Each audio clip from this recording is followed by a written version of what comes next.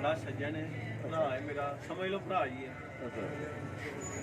ਉਹ ਨਾ ਅਸੀਂ ਨਵੇਂ ਨਵੇਂ ਗੁਇਰਾਂ ਲੈ ਗਏ ਕੰਮ ਦੇ ਉੱਤੇ ਤੇ ਸ਼ਗਿਰਦ ਹਾਹੀ ਤੇ ਉਹ ਨਾ ਉਹਨੇ ਆਖਿਆ ਸਿਆਲਕੋਟ ਦੀ ਦਰਵਾਜ਼ੇ ਜਿਹੜੀ ਮਸਜਿਦ ਹੈ ਨਾ ਉਹ ਨਾ ਬਣਾਈਏ ਗਲਤ। ਮੈਂ ਆਖਿਆ ਇੰਜ ਨਹੀਂ ਹੋ ਸਕਦਾ, ਮੈਂ ਆਖਿਆ ਗਲਤ ਮਸਜਿਦ ਨਾ ਅੱਲਾ ਮਾਫੀ ਜੇ ਗਲਤ ਬਣ ਸਕਦੀ। ਉਹਦੀ ਮੇਰੇ ਨਾਲ ਵੱਜ ਗਈ ਬਹਿਸ, ਸ਼ਰਤ ਲੱਗ ਗਈ। ਨਾਲ ਦੋ ਤਰ੍ਹਾਂ ਮੁੰਡੇ ਹੋਰ ਸ਼ਗਿਰਦ ਸੀ, ਹੋਰ ਯਾਰ ਸੱਜਣ ਤੁਰ ਪਏ। ਉਹਨੂੰ ਮੈਂ ਮੀਆਂ ਸਾਸੀ ਤੋਂ ਲੱਗਾ ਦੱਸਣ ਕਿ ਚੱਲ ਮੈਂ ਤੈਨੂੰ ਦੱਸਣਾ ਵਾ ਕਿ ਲਹਿੰਦੇ ਵਾਲੇ ਮਸਜਿਦ ਦਾ ਮੂੰਹ ਕਿ ਨਹੀਂ। ਉਹ ਕਹਿੰਦਾ ਹੈ ਕਿ ਮਤਲਬ ਡਾਇਰੈਕਸ਼ਨ ਨਹੀਂ ਠੀਕ ਹੈ। ਉਹ ਆਂਦਾ ਸੀ ਕਿ ਮਸਜਿਦ ਲਹਿੰਦੇ ਵਾਲਾ ਹੈ ਹੀ ਨਹੀਂ, ਦੱਖਣ ਨੂੰ ਬਣਾਈ ਉਹਨਾਂ। ਅੱਛਾ, ਲਹਿੰਦੇ ਵਾਲਾ ਹੈ ਹੀ ਨਹੀਂ ਮਸਜਿਦ। ਅਸੀਂ ਤੁਰ ਪਏ, ਉਹਨੂੰ ਮੈਂ ਮੀਆਂ ਸਾਸੀ ਤੋਂ ਵਿਖਾਉਂਦਾ ਆਇਆ, ਇਹ ਵੇਖ ਇਹ ਮਸਜਿਦ ਠੀਕ ਹੈ। ਉਹ ਆਖਿਆ ਠੀਕ ਹੈ। ਫਿਰ ਉਦੋਂ ਅੱਗੇ ਆਏ ਆ ਇੱਕ ਮਹੱਲਾ ਉਹਦੇ ਵਿੱਚੋਂ ਲੰਘੇ, ਮੈਂ ਕਿਹਾ ਮਸਜਿਦ ਠੀਕ ਹੈ, ਇਹ ਠੀਕ ਹੈ। ਉਸ ਤੋਂ ਅੱਗੇ ਬਾਜ਼ਾਰ 'ਚ ਆ ਗਏ, ਮੈਂ ਕਿਹਾ ਮਸਜਿਦ ਠੀਕ ਹੈ। ਹੁੰਦਿਆਂ ਅਸੀਂ ਉਹਨੂੰ ਲੈ ਆਏ ਆ ਜਨਾਬ ਸਿਆਲਕੋਟ ਦਰਵਾਜ਼ੇ। ਜਦੋਂ ਸਿਆਲਕੋਟ ਦਰਵਾਜ਼ੇ ਆਏ ਆ ਨਾ, ਨੇੜੇ ਕਰਦੇ ਨੂੰ ਗੱਲ ਮਜ਼ੇ ਸੁਣਾਉਣ ਲੱਗੇ। ਜਦੋਂ ਸਿਆਲਕੋਟ ਦਰਵਾਜ਼ੇ ਆਏ ਆ ਨਾ, ਹਾਂਜੀ, ਤੇ ਮੈਂ ਆਖਿਆ ਹੁਣ ਦੱਸ ਉਹ ਵੇਖ ਮਸਜਿਦ ਦਾ ਮੂੰਹ ਕਿਤੇ ਨੂੰ। ਉਹਨੇ ਆਖਿਆ ਵੇਖ ਲਿਆ ਮੈਂ ਦੱਖਣ ਨੂੰ ਹੀ। ਨਹੀਂ ਉਹਨੇ ਮੰਨਿਆ ਕਿ ਮਸਜਿਦ ਦਾ ਮੂੰਹ ਸਿੱਧਾ। ਅੱਛਾ, ਆਪ ਹੀ ਉਧਰ ਨੂੰ ਹੀ। ਆਹੋ, ਨਹੀਂ ਉਹਨੇ ਉਹਦੇ ਮੁਕਾਬਲੇ ਚ ਮਸਜਿਦ ਗਲਤ ਸੀ। ਉਹ ਸਾਰਾ ਪਿੱਛੋਂ ਸਾਰੀਆਂ ਸਹੀ ਮੰਨਦਾ ਹੈ। ਉੱਥੇ ਆ ਕੇ ਆਖਿਆ ਵੇਂਦਿਆ ਸਾਰੀ ਉਹਨੇ ਧਿਆਨ ਮਾਰੇ ਨੇ ਕਿਹਾ ਉਹ ਵੇਖ ਮਸਜਿਦ ਦਾ ਮੂੰਹ, ਇਹਦਾ ਮੂੰਹ ਦੱਖਣ ਨੂੰ।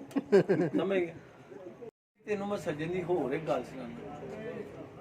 ਉਹਨੂੰ ਸਾਡਾ ਦਿਲ ਕੀਤਾ, ਭਲੇ ਜ਼ਮਾਨੇ ਹਨ, ਫਰੂਟ ਹਨ ਸਸਤੇ, ਉਦੋਂ ਅਸੀਂ ਕੰਮ ਸਿੱਖਦੇ ਹਾਂ ਸਟੀਲ ਦਾ। ਅੱਛਾ, ਉਹਨੂੰ ਮੈਂ ਆਖਿਆ ਮੈਂ ਕਿਹਾ ਯਾਰ ਇਹ ਪੈਸੇ ਫੜ ਰੁਪਈਏ 40 50 ਤੇ ਜਾਂ ਮੰਡੀਆਂ ਫਰੂਟ ਲੈ ਕੇ ਆ।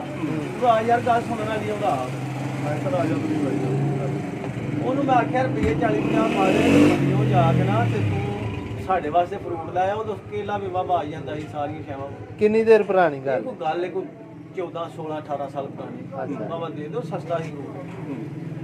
ਲਓ ਜੀ, ਉਹ ਮੰਡੀ ਗਿਆ। ਮੰਡੀ ਜਾ ਕੇ ਫਰੂਟ ਦੀਆਂ ਢੇਰੀਆਂ ਚੈੱਕ ਕਰਦਾ ਰਿਹਾ। ਕੋਈ ਕੇਲੇ ਉਹਨੂੰ 5 ਰੁਪਏ ਦਰਜਨ ਆਂਦਾ ਰਿਹਾ, ਕੋਈ ਨੇ ਕਿਹਾ ਨਾ ਭਾਅ ਮਹਿੰਗਾ। ਕੋਈ ਕਿਸੇ ਆਖਿਆ ਖਰਬੂਜੇ 2 ਰੁਪਏ ਕਿਲੋ, ਨੇ ਕਿਹਾ ਨਾ ਭਾਅ ਮਹਿੰਗਾ। ਓਕੇ। ਕਿਸੇ ਉਹਨੂੰ ਆਖਿਆ ਸੇਬ 5 ਰੁਪਏ, ਉਹਨੇ ਕਿਹਾ ਨਾ ਭਾਅ ਮਹਿੰਗਾ। ਫਿਰਦਾ ਰਿਹਾ ਵਿਚਾਰਾ, ਫਿਰਦਾ ਰਿਹਾ। ਉਹਦਾ ਦੇਰ ਸੀ ਕਿ ਹੁਣ ਮੈਂ ਸਾਰੇ ਜਿਹੜੇ ਯਾਰ ਸੱਜਣ ਨੇ ਇਹਨਾਂ ਵਾਸਤੇ ਮੈਂ ਖਰਬੂਜੇ ਲੈ ਕੇ ਜਾਵਾਂ। ਅੱਛਾ, ਇੱਕ ਬੰਦੇ ਦੇ ਕੋਲ ਖਰਬੂਜੇ ਥੱਲੇ ਪਏ ਹਨ, ਧੁੱਪ ਦੇ ਮਾਰੇ ਭੈਣ ਜਦੋਂ ਉਹਨਾਂ ਦੇ ਵਿੱਚ ਉਹਨਾਂ ਦੀ ਪੁੱਛਕ ਨਿਕਲਣ ਆ ਗਈ। ਅੱਛਾ, ਸਮਝ ਗਿਆ। ਵਿੱਚੋਂ ਯਾਨੀ ਕਿ ਗਲ ਕੇ ਤੇ ਬਾਹਰੋਂ ਉਹਨਾਂ ਦੀ ਸ਼ਕਲ ਬਰਕਰਾਰ। ਉਹਨੂੰ ਹੁੰਦਾ ਭਾਈ ਕੀ ਲੈਣੇ ਢੇਰੀ ਦਾ? ਉਹਨੇ ਆਖਿਆ ਢੇਰੀ ਦਾ ਕੀ ਲੈਣਾ, ਤੂੰ 30 ਰੁਪਏ ਦੇ ਛੱਡ। ਅੱਛਾ, अभी मजा आएगा ना भिड़ो। ਆਂਦਾ ਨਾ ਭਾਅ ਬੜੇ ਮਹਿੰਗੇ ਨੇ। ਉਹ ਆਂਦਾ ਉਰਾ 25 ਦੇ ਛੱਡ। ਆਂਦਾ ਨਾ ਭਾਅ ਖਰਬੂਜੇ ਤੇਰੇ ਪੁਰਾਣੇ ਨੇ, ਮਹਿੰਗੇ ਨੇ। ਉਹਨੇ ਕਿਹਾ ਦੇਣਾ ਕੀ? ਆਂਦਾ ਮੈਂ ਤੇ ਤੈਨੂੰ 10 ਰੁਪਏ ਦਿਆਂ।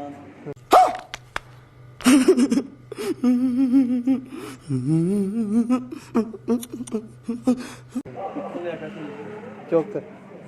ਨਹੀਂ, ਉਹਨੇ ਆਖਿਆ ਠੀਕ ਹੈ 10 ਰੁਪਏ ਤੂੰ ਸਹੀ ਆਖਿਆ, ਪਰ ਖਰਬੂਜੇ ਚੋਖੇ ਨੇ। ਕਹਿੰਦਾ ਚੁੱਕ ਕੇ ਖੰਨੇ ਵੀ ਤੇ ਮੈਂ ਹੀ ਨੇ ਨਾ, ਹੋਰ ਤੇ ਤੇਰੇ ਚੁੱਕਣੇ ਵੀ ਨਹੀਂ ਨਾ। ਉਹਨੇ ਜਨਾਬ 10 ਖਰਬੂਜੇ ਚੁੱਕ ਲਏ। ਚਲੋ, ਉਹਨੇ ਪੰਡ ਪਾਈ ਜਦੋਂ ਖਰਬੂਜੇ ਤੇ ਪਿੱਛੇ ਪਾ ਕੇ ਜਾਂਦਾ ਪਿਆ, ਤੇ ਜਦੋਂ ਗਿਆ ਨਾ ਵਾਪਸ ਖਰਬੂਜੇ ਲੈ ਕੇ, ਤੇ ਉਹਦੀ ਥੱਲੇੋਂ ਬਨੈਣ ਵੀ ਗਲ ਗਈ ਸੀ ਤੇ ਪਿੱਛੋਂ ਲੱਕ ਵੀ ਗਲ ਗਈ। ਖਰਬੂਜਿਆਂ ਦੀ ਜਿਹੜੀ ਸੀ ਨਾ ਵਿੱਚੋਂ ਪਾਣੀ ਵਗ ਕੇ। ਠੀਕ ਹੈ। ਜਦੋਂ ਜਾ ਕੇ ਉਹਨੇ ਖਰਬੂਜੇ ਧਰੇ ਨੇ ਤੇ ਜਿਹੜੇ ਬੇਲੀ ਹੋਣੇ ਹਨ ਯਾਰ ਸੱਜਣ ਬੈਠੇ, ਉਹਨੂੰ ਭੁੱਖ ਬੜੀ ਲੱਗੀ। ਖਾ ਗਏ। ਉਹਨਾਂ ਘੱਲਿਆ ਸੀ ਉਹਨੂੰ ਖਰਬੂਜੇ ਲੈਣ। ਉਹਨਾਂ ਦੇ ਵਿੱਚ ਇੱਕ ਬੰਦਾ ਜਿਹੜਾ ਉਹਨੇ ਆਖਿਆ ਪੁੱਛਾਂ ਤੁਹਾਂ ਨੇ ਨਾ ਖਾਣੇ? ਉਹਨਾਂ ਕਰੋ ਮੈਂ ਤੁਹਾਨੂੰ ਦੱਸਦਾ ਕਿ ਨਹੀਂ ਖਾਈਦੇ ਨੇ। ਉਹਨੇ ਜਾ ਖਰਬੂਜਾ ਫੜਿਆ। Oh my God! Wow! Juice ਕੱਢ ਕੇ ਪੀ ਉਹਨੇ ਇੱਕ ਪਾਸੇ ਮੂੰਹ ਲਾਂਦਾ ਸੀ, ਸ਼ੂ ਸ਼ੂ ਕਰਕੇ ਉਹਨੇ ਸਾਰੇ ਖਰਬੂਜੇ ਖਾ ਛੱਡੇ।